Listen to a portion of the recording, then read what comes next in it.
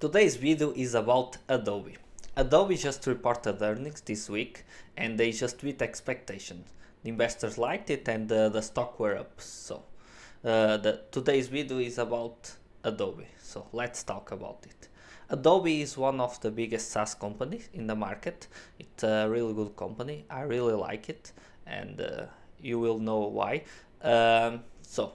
Adobe is a 164 billion market cap company. Their P is just around $35 and their forward P is around 20.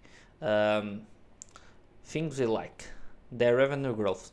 Their revenue growth is growing at a CAGR of 19% in the last 5 years, which is really good. They are growing a lot. They have high margins. It's a business that they have high margins. They have 87%, almost 88% gross margins and 27% net margin. This is really high. They are a really profitable business. That's something we like. They have low debt.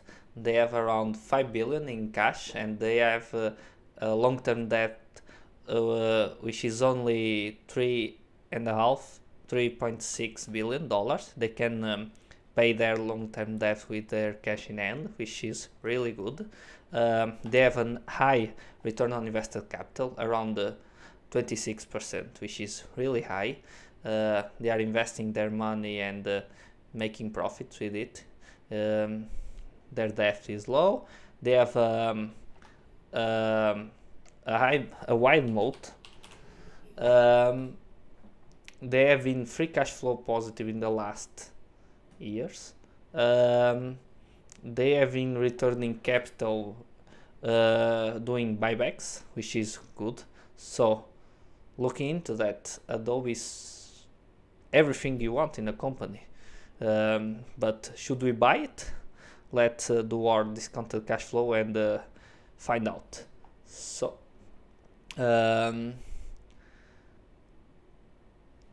their revenues are growing around 20%. This last year was a slow year. They just grow around 11%.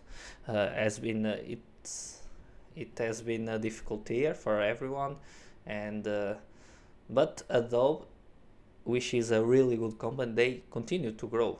Growing 11% at this environment is really good. So for my base case, I'm expecting, I will assume a growth of 12% for the next 5 years and 88% for the next. PE, for my base case, I think Adobe deserves a premium. They are a really good company, so I will do an 18 PE. Their margins have been around 28%, 26%. In 2020, their margin was 40%. I think it's a fluke. For the 2021 year, their margins were around 30%, and this last year 27%. So I think they can do margins around 28%, 30%, but for my base case, I will assume 28%, and a discount rate of 12%. For my bull case, I will expect them, they can grow around 15% for the next 5 years and 10% for the last 5. High PE of 20. Let's bear in mind that Adobe is not, it's a really good company, so I think they deserve a premium. So 30% margins if they can increase and optimize their margins. And for my bear case, if I will assume 11% for the next 5 years, 6% for the last 5, 16 PE, 26% margins.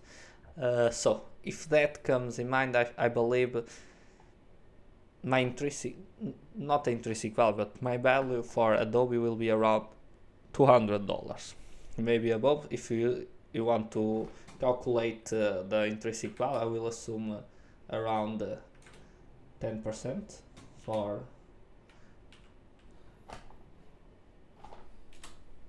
that, and the value will be around $254.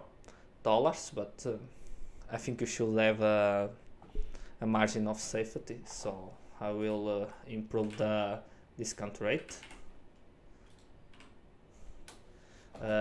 So if we assume some margin of safety, I believe my value for Adobe will be around $200. So Adobe is trading around 350. They are trading at the IPE. Maybe it's not a good buy. I don't know. We had an opportunity last year to buy Adobe at 280. Maybe they can grow higher. You could assume a higher premium multiple, but that's my value. It's my assumptions. I believe the intrinsic value of Adobe will be around $250. So I would love to buy Adobe. I really like the company. I might be interested in buy it around 220, but they have been growing a lot, and the market really loves the stock. So, in my opinion, it's not a stock. I think there are better opportunities there, but I really love the company, and I hope someday I can find a good deal on this company, because I really like it for the long term. So that's my opinion. I hope you liked the video, and if you like it and if you want more videos, please subscribe. Bye guys.